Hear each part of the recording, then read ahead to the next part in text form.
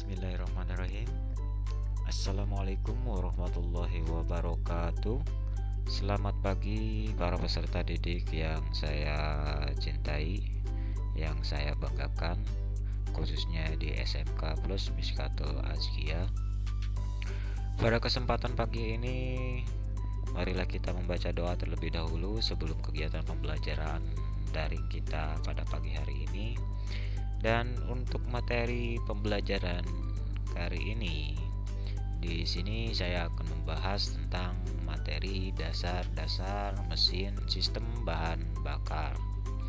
Masih bersama saya, yaitu Haryadi ST.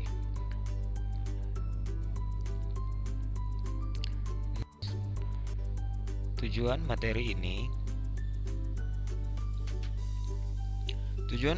ini salah satunya adalah agar peserta memahami prinsip kerja motor bakar. Kemudian peserta didik memahami perbedaan motor 4 tak dan 2 tak.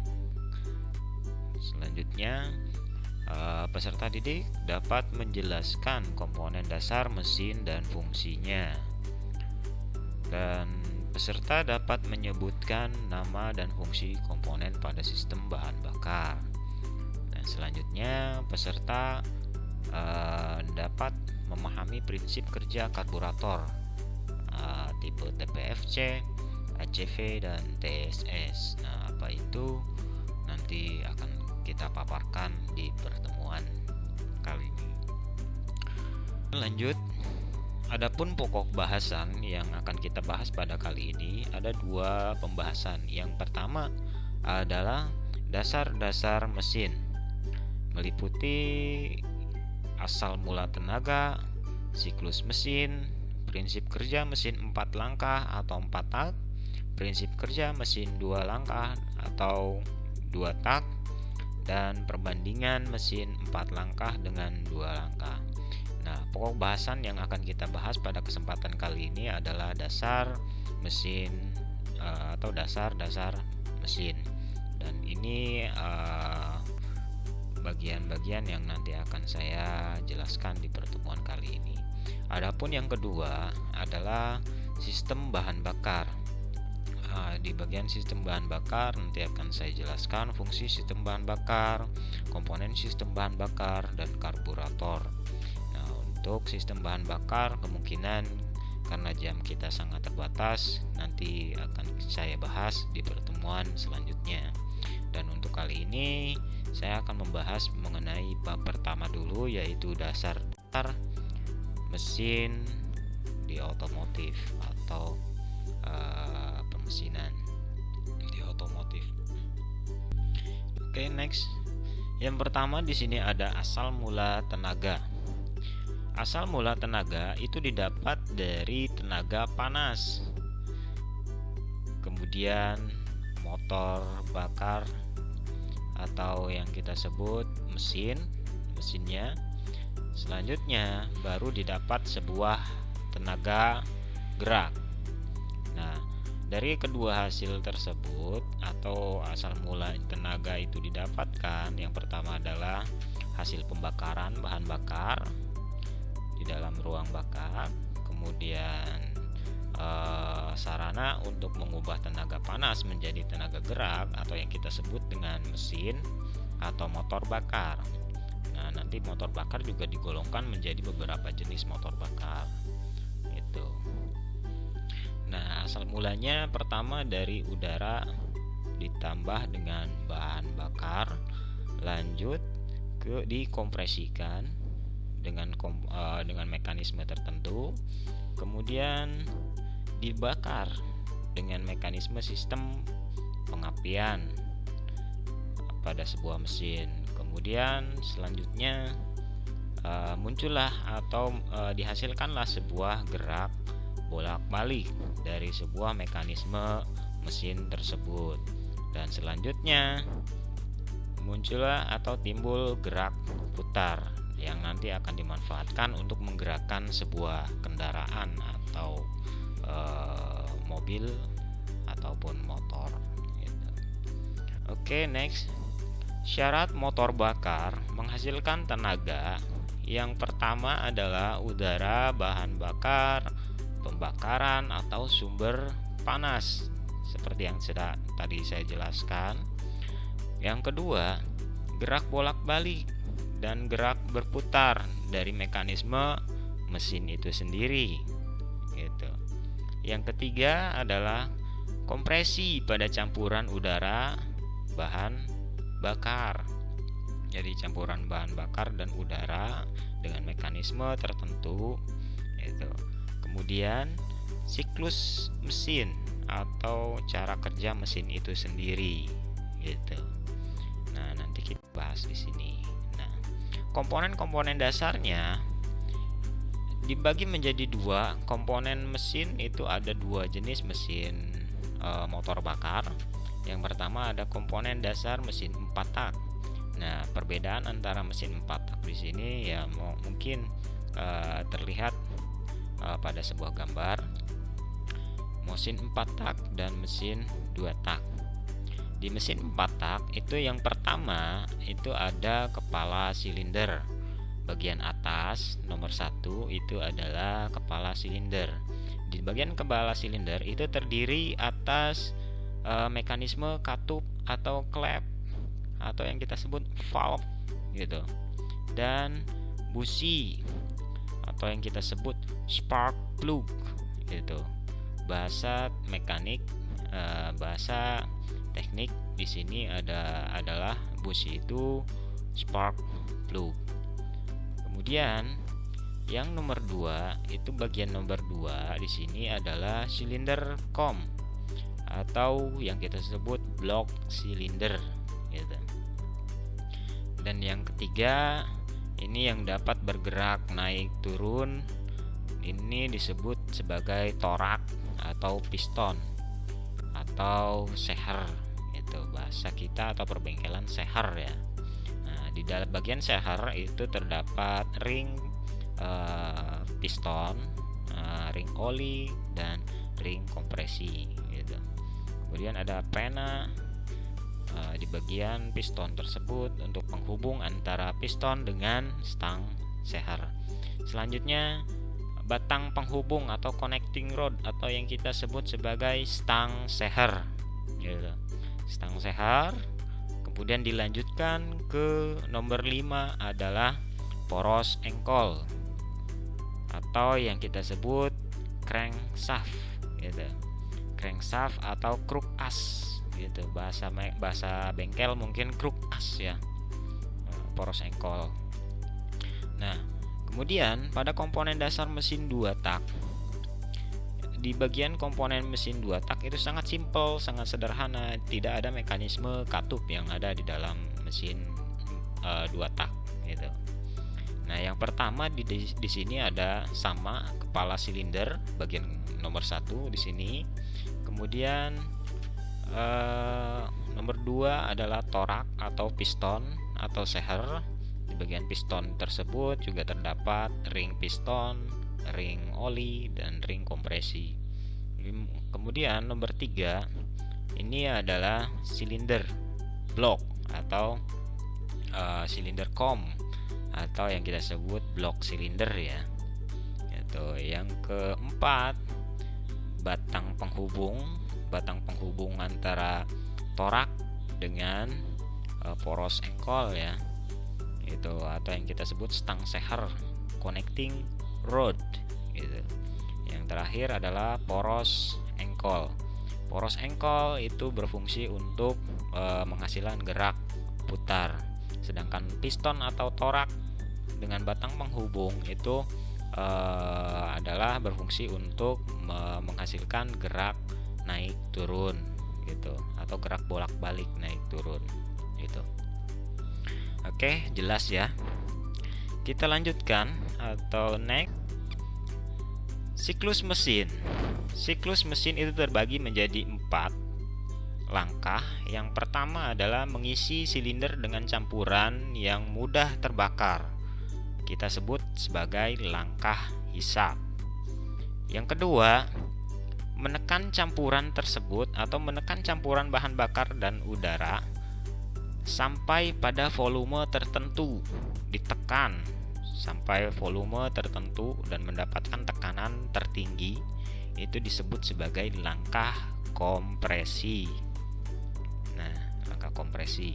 Kemudian yang ketiga adalah menyalakan campuran sehingga mengembang dan menghasilkan tenaga atau ledakan yang dapat mendorong mekanisme mesin tersebut, atau langkah usaha yang kita sebut di sini. Itu. Yang keempat adalah mengeluarkan gas atau emisi yang telah terbakar dari dalam silinder itu sendiri, yang kita sebut dengan langkah buang. Jadi ada 4 siklus mesin di sini adalah langkah hisap, langkah kompresi, langkah usaha atau kerja, dan yang keempat langkah buang. Nah, siklus di sini itu berproses secara terus-menerus, secara beraturan gitu, secara teratur, dari mulai langkah hisap, intake manifold, kemudian langkah kompresi, langkah usaha, power, dan langkah buang, dan kembali lagi ke proses selanjutnya, langkah hisap, intake, langkah kompresi, compression, langkah usaha atau power, kemudian langkah buang, exhaust manifold gitu. Nah, siklus ini terus bekerja selama mesin itu masih hidup atau menyala gitu, secara teratur gitu. Next, berdasarkan siklusnya dibedakan menjadi 2 jenis mesin yang tadi saya sebutkan. Yang pertama adalah mesin 4 langkah atau 4 tak. Yaitu 4 langkah atau 4 tak. 4 tak itu kita sebut 4 langkah atau yang disebut 4 stroke. Nah, di sini ada beberapa komponen-komponen yang terdapat di dalam mesin 4 tak ya. Ada klep, ada valve atau crankshaft, kemudian rocker arm, nah itu ada spark plug atau busi gitu. Kemudian ada piston, stang seher, dan poros engkol, dan blok silinder, dan bagian bawahnya itu adalah bak oli atau yang kita sebut sebagai karter ya gitu. Satu siklus kerja pada sebuah mesin 4 tak itu terdapat 4 kali langkah piston, di mana piston bekerja naik dan turun, naik 2 kali, turun 2 kali gitu. Sehingga dalam satu siklus tercapai dalam 2 putaran poros engkol. 2 putaran poros engkol, satu putarannya berapa derajat? 360 derajat. Nah, berarti kalau misalkan 2 kali putaran poros engkol sama dengan 720 derajat putaran poros engkol gitu. Nah, untuk 4 tak itu untuk mendapatkan satu siklus kerja itu terdapat 2 kali putaran poros engkol dengan derajat putaran 720 derajat gitu. 2 proses kerja bukan putaran. 1 kali setengah putaran poros engkol di sini itu terdapat 2 kali proses kerja. Nah, nanti saya jelaskan untuk mesin 2 tak atau 2 stroke gitu. Selanjutnya ada istilah-istilah mesin. Nah, istilah-istilah mesin di sini ada TMA, TMB, dan L. Di sini ada 2 L ya. Itu L tersebut adalah jarak antara sama ya, jaraknya antara pergerakan piston dan pergerakan poros engkol gitu. Apa sih TMA? TMA itu adalah titik mati atas atau bahasa tekniknya adalah TDC, Tooth Dead Center gitu. Tooth Dead Center atau batas pergerakan piston paling atas yang warna merah. Jadi piston mentok sampai titik mati atas. Sedangkan TMB itu adalah titik mati bawah.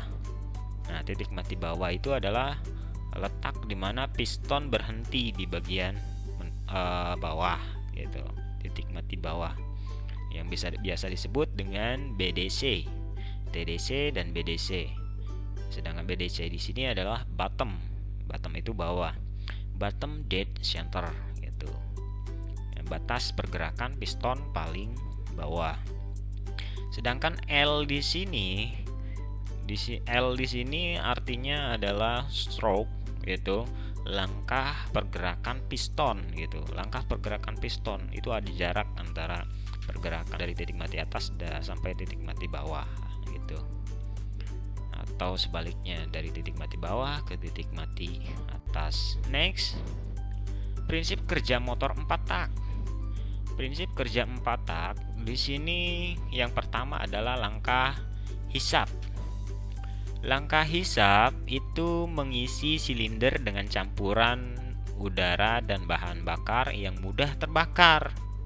Seperti pada gambar di samping ini yang warna biru pengkabutan yang sudah dikabutkan oleh yang namanya karburator gitu.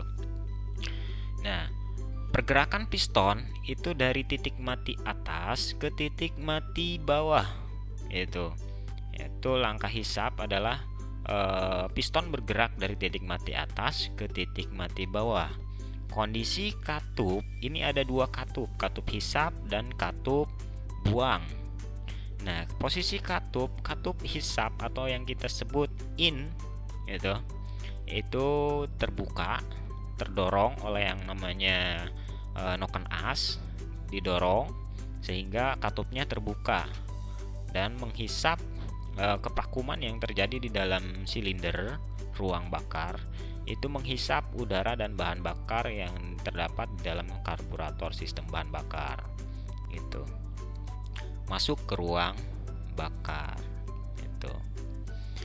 Nah, kemudian itu langkah hisap. Kemudian langkah kedua adalah langkah kompresi. Setelah dihisap, bahan bakar yang sudah dihisap tadi di dalam ruang bakar itu dikompresikan gitu atau ditekan sampai mencapai titik volume tertentu gitu. Nah, pergerakan piston itu bergerak dari titik mati bawah ke titik mati atas. Ketika piston bergerak dari titik mati bawah ke titik mati atas, poros engkol pun bergerak ini naik ke atas juga, itu berputar poros engkolnya. Kemudian kondisi katupnya, katup hisap dan katup buang atau katup in dan exit atau exhaust tertutup semua gitu, karena harus menekan udara dan bahan bakar, campuran udara dan bahan bakar supaya mendapat volume tertinggi gitu. Nah, prosesnya yang terjadi di dalam ruang bakar atau gas campuran bensin dan udara itu dikompresikan hingga mencapai tekanan dan suhu yang tinggi, dan warnanya juga mulai memerah ya karena suhunya mulai tinggi gitu. Beberapa derajat sebelum piston naik ke atas, sebelum mencapai titik mati atas, piston sebelum mencapai titik mati atas itu diberikan pengapian atau spark plug atau busi di sini memercikan bunga api gitu, sehingga udara dan bahan bakar yang sudah ditekan tadi terbakar di ruang bakar, sehingga selanjutnya melanjut ke langkah usaha. Langkah usaha di sini adalah menyalakan campuran udara atau yang sudah dikompresikan tadi, bahan bakar yang sudah dikompresikan tadi itu dibakar oleh yang namanya percikan bunga api pada spark plug atau busi gitu. Nah, pergerakan piston itu dari titik mati atas ke titik mati bawah. Posisi katup hisap dan katup buang atau katup in dan exhaust itu tertutup semua. Itu harus dalam keadaan tutup semua. Itu. Kemudian proses yang terjadi, gerak bolak-balik piston akan diteruskan oleh batang penghubung atau stang seher ke poros engkol, sehingga poros engkol berputar secara beraturan gitu, secara terus-menerus. Nah, poros engkol di sini nanti akan diteruskan ke poros penggerak roda sebuah kendaraan gitu, dengan mekanisme tertentu. Kemudian yang terakhir adalah langkah buang. Langkah buang di sini adalah mengeluarkan gas-gas emisi yang telah terbakar di dalam silinder gitu. Melalui apa? Melalui katup buang. Nah, melalui exhaust manifold gitu atau knalpot gitu. Nah, kondisi katup di sini, katup hisap tertutup dan katup buang itu terbuka di sini seperti pada gambar gitu. Katup in-nya tertutup, katup X-nya terbuka untuk mengeluarkan campuran bahan bakar yang sudah terbakar atau sisa-sisa gas emisi yang tersisa di dalam ruang bakar dengan proses piston naik ke atas dan disalurkan ke knalpot atau exhaust manifold. Gas bekas didorong piston keluar melalui saluran buang dan muffler menuju ke udara luar gitu. Nah, kemudian itu tadi prinsip kerja motor 4 tak. Karena ada 4 langkah ya, hisap, kompresi, kerja, buang. Sekarang bagaimana di prinsip kerja motor 2 tak? Prinsip kerja motor 2 tak itu proses kerjanya mesinnya itu hanya diselesaikan dalam satu putaran poros engkol. Satu putaran poros engkol sama dengan 360 derajat putaran dari titik mati atas sampai ke titik mati atas lagi gitu. Sehingga setiap satu gerakan piston melakukan 2 proses kerja. Nah, 1 kali gerakan piston turun itu 2 proses kerja. Seperti apa proses kerjanya? Kita di sini langkah hisap. Yang pertama, langkah hisap dan kompresi. Ketika piston turun dari titik mati atas ke titik mati bawah dengan putaran 180 derajat, setengah putaran poros engkol. Itu di atas piston itu terjadi langkah kompresi. Dan di bawah pistonnya itu terjadi langkah hisap dan pengisian ruang engkol. Ya, jadi udara dan bahan bakar itu masuknya ke ruang engkol di sini. Itu ke ruang bak engkol, itu campuran udara dan bahan bakarnya. Jadi tidak heran kenapa di motor 2 tak itu sangat ngebul sekali, keluar asapnya lebih tebal ya, karena udara dan bahan bakar juga masuk ke bagian bak engkol yang penuh dengan mungkin dengan campuran oli atau yang kita sebut biasanya oli samping ya. Kadang dicampur dengan oli samping. Agar apa? Agar tidak macet di sini di bagian pistonnya gitu. Jadi kebanyakan kalau misalkan motor 2 tak itu harus dikasih pelumas tambahan atau yang kita sebut sebagai oli samping gitu. Langkah kedua itu adalah usaha dan buang. Jadi ketika piston naik ke titik mati atas, dari titik mati atas ke titik mati bawah,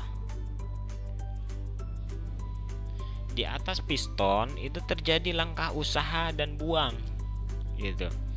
Di atas piston terjadi langkah usaha dan buang. Di bawah piston itu terjadi langkah bilasan gitu. Jadi membilas gitu, membilas bahan bakar, campuran bahan bakar dan udara supaya masuk ke ruang bakar atau ke bagian atas gitu. Nah, itu dia cara kerja mesin 4 tak dan mesin 2 tak. Selanjutnya lanjut ke perbandingan mesin antara mesin 4 tak dengan mesin 2 tak. Mesin 4 tak di sini mempunyai keunggulan atau mempunyai kelebihan dan kekurangan pula gitu. Apa saja kelebihannya? Yang pertama adalah hemat bahan bakar dan ramah lingkungan. Nah, suaranya juga lebih halus dibanding motor 2 tak. Karena kerugian gas baru yang terbuang bersama gas buang sangat kecil gitu. Jadi sistem pembakarannya sangat lebih sempurna gitu. Yang selanjutnya sistem pelumasan lebih sempurna karena sistem bahan bakar dan pelumasan itu tidak tercampur secara langsung, beda dengan 2 tak gitu. Kemudian daya tahan mesin pada jarak jauh itu lebih baik gitu. Daya tahan mesin pada jarak jauh itu lebih baik dibanding motor 2 tak.